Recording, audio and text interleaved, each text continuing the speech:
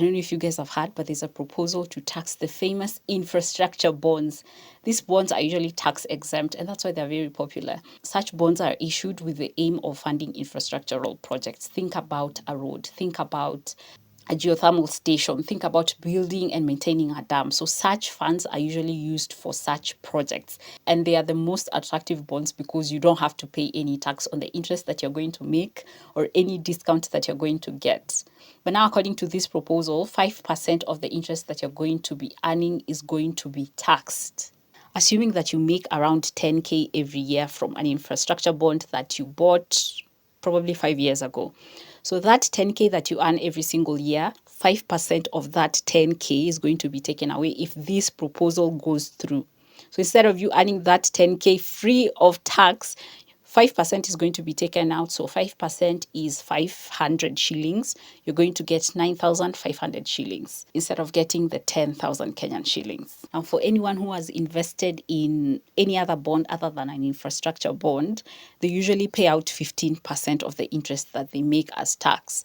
So back to the example, if you make 10,000 Kenyan shillings every single year, or if you're supposed to get 10,000 Kenyan shillings as interest every single year, when you take away the 15% tax, you're going to get 1,500 shillings is going to go to tax. So instead of you getting the 10,000, you're going to get 8,500 because 15% of it has been paid out as tax. All in all, infrastructure bonds are still going to be attractive because you pay less tax. That is if this proposal goes through, because you're going to be paying 5% tax instead of you investing in another bond where you pay 15% as tax. What do you think of this proposal as an investor? Of course, tax is taking away part of your income, but then again, Treasury is trying to collect more revenue.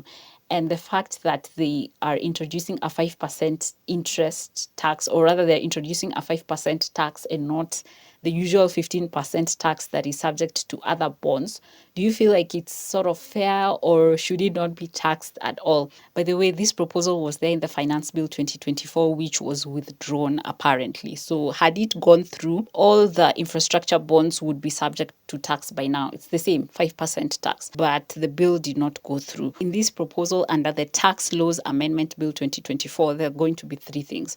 One, the tax rate for domestic investors like me and you who live here in Kenya, it's going to be 5%.